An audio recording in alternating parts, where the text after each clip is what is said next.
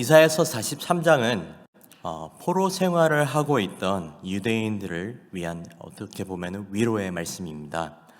본문을 보시면 하나님께서 야고바라고 부르시면서 두려워하지 말라고 전하고 있는 내용을 보게 되는데, 여기서 야곱은 바벨론의 포로로 잡혀있던 이스라엘을 향한 하나님의 부르심이었습니다. 이 위로의 말씀은 단순히 위로가 아니라 모든 인류의 구원자 되시는 예수 그리스도를 통해 얻게 되는 소망과 그 은혜에 동참하게 되는 산소망의 예고편이기도 합니다. 말씀을 한번 함께 살펴보겠습니다. 본문 말씀 1절 첫 부분을 보시면 두려워하지 말라는 명령을 하십니다. 창조주이신 하나님께서 두려워하지 말라는 명령을 한 것은, 다른 의미로는 우리가 두려워할 대상은 포로로 잡은 나라가 아니라 그 나라도 창조하신 하나님밖에 없다는 뜻이기도 합니다. 주님의 이름을 부르는 자들에게는 특별한 은혜가 주어졌고, 하나님께서 응답하신 것은 바로 두려워하지 말라라는 명령의 말씀이었습니다. 하나님께서 이스라엘이 잊고 살았던 하나님과의 관계, 그 관계를 항상 기억하고 계셨고, 그리고 잊고 있던 이스라엘에게 주께서 이전에 약속하신 사랑과 긍휼 또한 기억하고 계셨던 것입니다. 비록 이스라엘 백성들은 기억하지 못하고 연약한 믿음으로 살아갔고, 결국 살아갔지만 디모데후서 2장 13절 말씀에 나와 있는 것처럼 우리는 미쁨이 없을지라도 주는 항상 미쁘시니 자기를 부인하실 수 없으리라라는 이 말씀처럼 주님께서는 미쁘시기 때문에 주님의 백성을 부인하지 않으셨습니다. 잊고 살던 이스라엘에게 오늘 본문 말씀 상반절에서 누가 말씀하고 있다고 나와 있습니까? 한번 말씀 살펴보겠습니다. 야곱아, 너를 창조하신 여호와께서 지금 말씀하시느니라. 창조주 하나님께서 이스라엘에게 말씀하고 계신다고 나와 있습니다. 하나님은 창조주이시기 때문에 피조물인 우리를 향한 특별한 주장권을 가지고 계신다고 우리는 볼 수 있습니다. 주권자 되시고 창조주 되신 하나님을 부인할 때에는 창조물인, 어떻게 보면 피조물인 사람은 가장 기본적인 의무에서 실패하고 있다는 것을 의미하기도 합니다. 이스라엘이 바벨론에 처음에 넘겨졌었던 이유이기도 합니다. 그만큼 오늘 본문에서 이스라엘 백성의 주권자이시고 창조주이신 하나님께서 이스라엘에게 말씀하신다는 이 사실은 중요한 것입니다. 누가 누구에게 말을 하느냐에 따라 그 말씀의 내용과 핵심은 달라지기 때문이죠. 오늘 본문에서 창조주 하나님께서 피조물인 이스라엘에게 말씀하고 계신다고 했습니다. 그렇다면 창조주 하나님께서 뭐라고 말씀하셨는지 함께 살펴보길 원합니다. 이사야서 43장 1절 다시 한번 살펴보겠습니다. 함께 읽겠습니다. 야곱아, 너를 창조하신 여호와께서 지금 말씀하시느니라. 이스라엘아, 너를 지으신 이가 말씀하시느니라. 너는 두려워하지 말라. 내가 너를 구속하였고 내가 지명하여 불렀나니 너는 내 것이라. 먼저 창조주이신 하나님께서 멸망이 두려워 주님의 이름을 부르짖고 있던 이스라엘에게 말씀하고 계십니다. 이스라엘아, 내가 너의 창조주다. 그러니 너희는 두려워하지 말라. 이 명령은 한편으로는 약속이 함께 담긴 말씀이기도 합니다. 일반적으로 생각했을 때의 이스라엘을 당시 포로로 잡고 있던 바벨론을 두려워할 명분은 충분했습니다. 유다에서 포로로 바벨론으로 끌려온 이스라엘 백성들은 신분도 지위도 삶의 터전까지도 모든 것을 다 빼앗긴 상태였습니다. 두려워하지 말라는 이 말씀은 포로였던 이스라엘 백성들, 그들의 오랜 고난 가운데 그들의 멸망에 대한 두려워할 필요 없다는 그러한 위로의 말씀입니다. 다시 말해서 하나님께서 그들을 포기하지 않으셨다는 의미가 되고, 또 그들의 부르짖음에 응답했다라는 메시지도 담겨 있습니다. 그리고 이제 회복해야 하실 것을 뜻하고 있는 것이죠. 지금은 가진 것 하나 없이 포로로 살고 있지만 그들이 회개하고 하나님께 부르짖게 되었을 때에 하나님은 그들에게 이제 두려워하지 말고 앞으로 이스라엘에 회복하실 것을 믿으라 라는 명령이 또 됩니다. 이 명령을 통해 포로된 상황, 그 상황을 넘어서 앞으로의 변화를 소망하게 하십니다. 이어서 그 소망은 바로 본문 말씀 하반절에서 나와 있는 내가 너를 구속하였고 내가 너를 지명하여 불렀나니 너는 내 것이라 라는 말씀이었습니다. 이 말씀은 이스라엘 백성이 창조주 하나님을 아는 것에서 그치는 것이 아니라 구원자이신 하나님을 경험하고 결국 하나님께 속하게 된다는 뜻이기도 합니다. 결국 하나님은 이스라엘 백성들에게 내가 너를 만들었다. 그리고 내가 너희를 구원할 것이다 라고 하신 것입니다. 하나님은 이스라엘 백성을 나그네의 삶과 영적 노예의 삶으로부터 해방시켜 주시고 구원해 주실 분이셨습니다.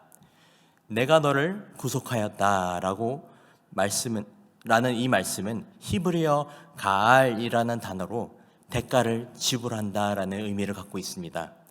죄를 지은 이스라엘 백성은 죄 때문에 포로가 되었습니다. 하지만 하나님의 용서를 받아서 그 죄값을 치르게 되고 그 죄값이 다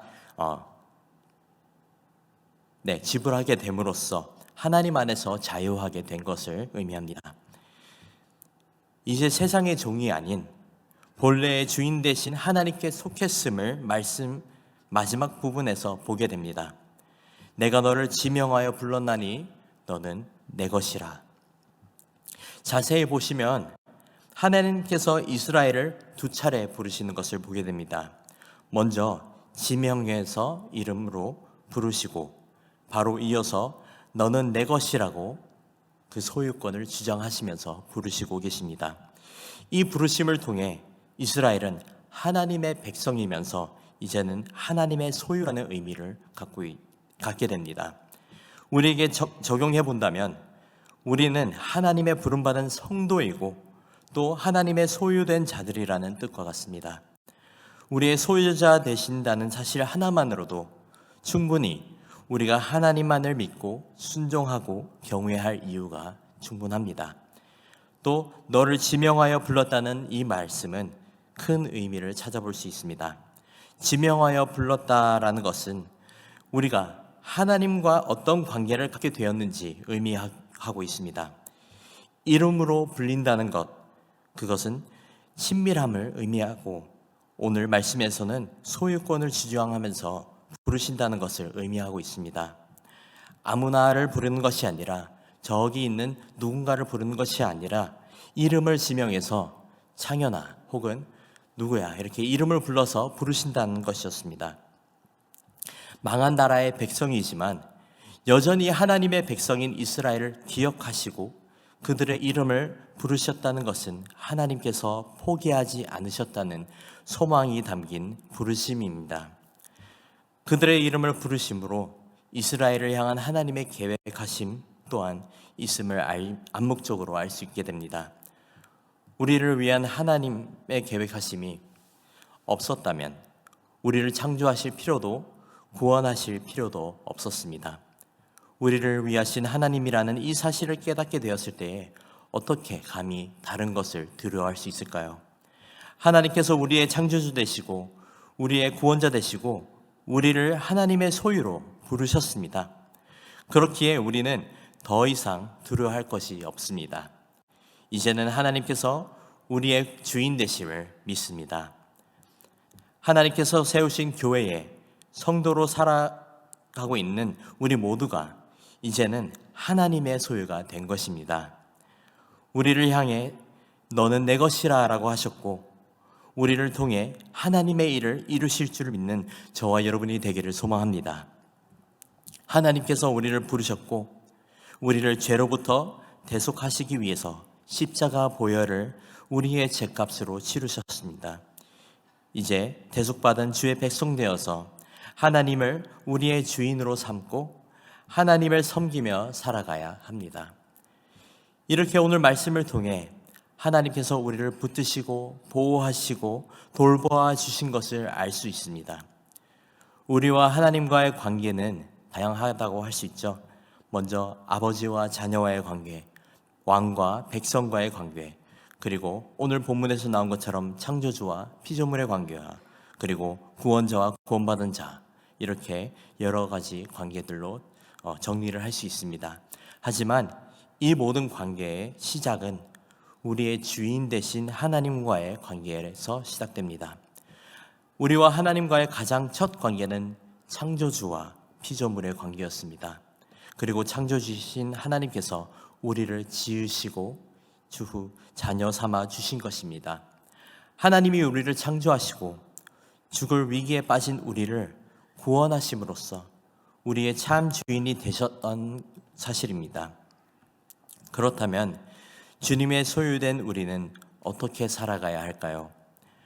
먼저 우리 자신을 존귀하게 여겨야 합니다.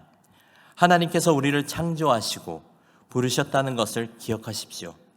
이제는 세상의 포로가 아니라 그리스도의 십자가로 대속받은 존귀한 주의 자녀입니다. 이제는 더 이상 세상의 올무에 걸려 사는 인생이 아니라 하나님의 소유의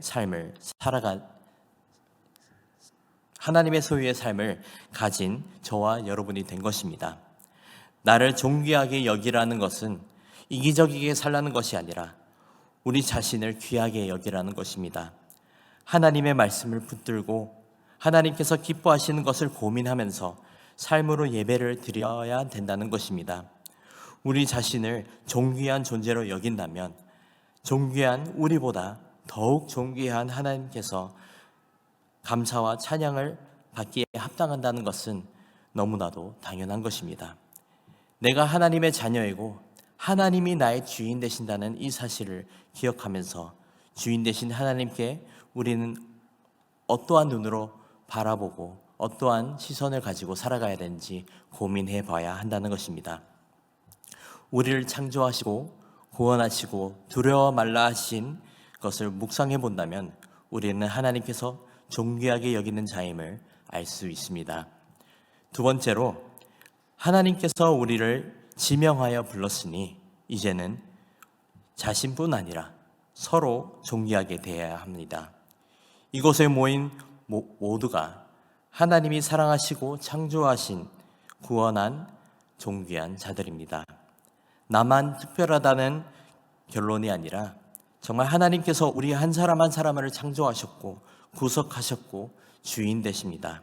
그렇다면 감히 우리가 서로 함부로 대해서는 안 된다는 것이죠. 서로 사랑하고 서로 배려하고 겸손히 서로 섬기는 것을 기뻐하는 저와 여러분이 되기를 소망합니다. 단순히 잘해주는 것이 아니라 하나님의 시선으로 서로 바라보기를 원합니다. 하나님의 시선으로 서로를 보게 된다면 그 사랑의 감동으로 자연스럽게 사랑하게 될 것이고 존귀하게 여기게 될 것이고 섬김이 기쁨이 될 것임을 믿습니다. 우리 시간 함께 찬양하기를 원하는데요. 오늘 말씀은 포로된 백성을 향해 왕의 위로이면서 우리에게 주시는 산 소망의 말씀입니다. 세상의 종으로 살던 우리가 이제는 자유케 되어서 더 이상 세상의 것을 두려워하지 않고 우리의 주인 되신 하나님 안에서 감사함으로 기쁨으로 살 수 있는 참 소망의 말씀이었습니다. 찬양하실 때에 늘 하나님 안에 거하기를 소망하는 마음과 서로 사랑하며 섬길 수 있는 마음을 달라고 기도하는 마음으로 찬양하기를 원합니다. 찬양하겠습니다. 나의 안에 거하라 나는 내 하나님이니 모든 환난 가운데 너를 지키는 자라 두려워하지 말라 내가 널 도와주리니 놀라지 말라 내 손 잡아주리라. 다시 한번 처음부터 고백합시다. 나의 안에 거하라. 나의 안에 거하라. 나는 내 하나님이니 모든 환난 가운데 너를 지키는 자라. 두려워하지 말라. 내가 널 도와주리니 놀라지 말라 내 손 잡아주리라. 내가 너를 지명하여 불렀나니 너는 내 것이라. 내 것이라. 너의 하나님이라. 내가 너를 보배롭고 존귀하게 여기노라. 너를 사랑하는 내 여호와라. 다시 한번 처음부터 고백합시다. 나의 안에 거하라. 나의 안에 거하라. 나는 내 하나님이니 모든 환난 가운데 너를 지키는 자라. 두려워하지 말라. 내가 널 도와주리니 놀라지 말라. 내 손 잡아주리라. 내가 너를 지명하여 불러나니 너는 내 것이라. 내 것이라. 너의 하나님이라. 내가 너를 보배롭고 존귀하게 여기노라. 너를 사랑하는 내 여호와라. 내가 너를 지명하여 불렀나니 너는 내 것이라. 내 것이라. 너의 하나님이라. 내가 너를 보배롭고 존귀하게 여기노라. 너를 사랑하는 마지막으로 고백합시다. 내가 너를 지명하여 불렀나니 너는 내 것이라. 내 것이라. 너의 하나님이라. 내가 너를 보배롭고 존귀하게 여기노라. 너를 사랑하는 내 여호와라. 우리 시간 함께 말씀을 붙들고 함께 기도하기를 원합니다. 오늘 말씀을 기억하시면서 하나님께서 허락하신 이 말씀처럼 세상의 종이 아니라 구원받은 주의 백성으로서 이제는 세상의 것을 두려워하지 않고 주인 되신 하나님 안에서 강하고 담대하게 살게 하옵소서. 우리를 지명해서 부르시고 대속하신 존귀한 주의 소유임을 기억하며 우리 자신과 서로를 사랑하며 살아가는 하나님의 자녀들이 되게 하옵소서. 이 두 가지 기도 제목들로 가지고 함께 기도하기를 원합니다. 기도하겠습니다. 아버지 하나님 감사합니다.